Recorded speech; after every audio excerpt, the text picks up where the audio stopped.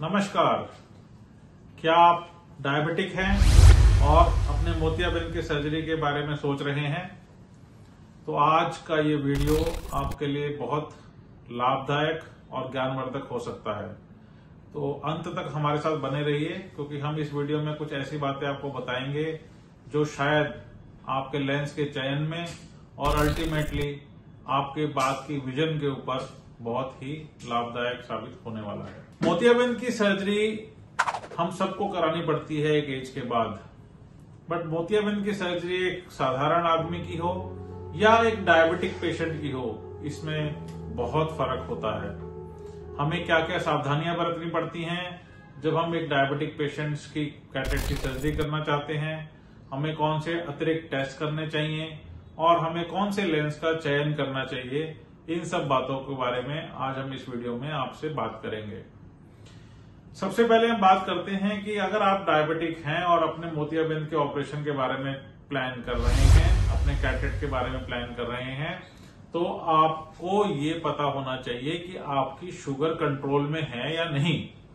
मोटे तौर पे जो पैरामीटर्स हम देखते हैं वो फास्टिंग 150 के नीचे, पोस्ट प्रेंडियल यानी कि खाना खाने के बाद वाली शुगर 250 के आसपास और HbA1c 8-8.5 से ऊपर ना हो।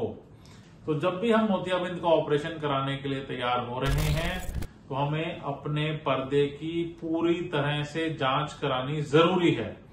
तो अपने मोतियाबिंद के डॉक्टर से बात करिए कि आप हमारे पर्दे की जांच करिए, क्योंकि मोतियाबिंद के सभी डॉक्टर पर्दे के विशेषज्ञ नहीं होते हैं।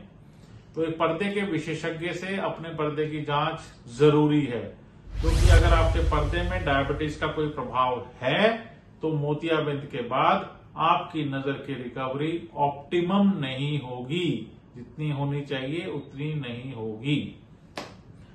मोतियाबिंद आपको है, आपको पर्दे में भी कोई दिक्कत है, तो पहले पर्दे का इलाज बेहद जरूरी है। आजकल कुछ लोग इंजेक्शन लगा के उसी दिन सर्जरी कर देते हैं, सेम डे सर्जरी कर देते हैं, बट हमें मोतियाबिंद के ऑपरेशन की कोई जल्दी नहीं है। मेरा मानना है कि हम पहले अपने पर्दे को स्टेबल करें। अगर डायबिटीज की वजह से हमारे पर्दे में सूजन है या उसमें ब्लीडिंग होने वाली है या ब्लीडिंग हुई है, तो उसको हम पहले कंट्रोल कर लें, स्टेबलाइज कर लें, उसके बाद कैटरेक्ट की सर्जरी करें, जिससे कि हमारे नतीजे अच्छे आ सकें। पर्दे में सूजन के साथ साथ अगर हम मोतिया का ऑपरेशन करते हैं तो हमारे पर्दे की सूजन ऑपरेशन के बाद और बढ़ सकती है, जिससे हमारी नजर सुधरने की बजाय खराब हो सकती है। तो जब भी हम डायबिटिक के पेशेंट्स की कैटरेक्ट सर्जरी प्लान करते हैं तो हमें रेटिना स्पेशलिस्ट के साथ कोलैबोरेट करना चाहिए।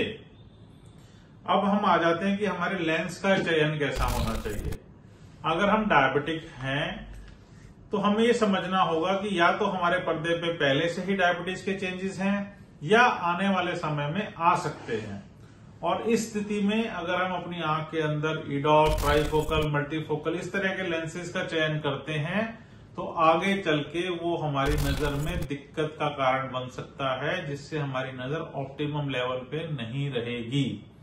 तो ज्यादातर डायबिटिक पेशेंट, खासतौर पे उनको जिनको पर्दे में ऑलरेडी समस्या है, मोनोफोकल या एडवांस्ड मोनोफोकल लेंसेज को चयन करना चाहिए, या क्योंकि जिनके पर्दा अभी ठीक है बट उनकी शुगर ज्यादा कंट्रोल में नहीं रहती, उनको भी इन्हीं दोनों लेंसेज का चयन करना चाहिए।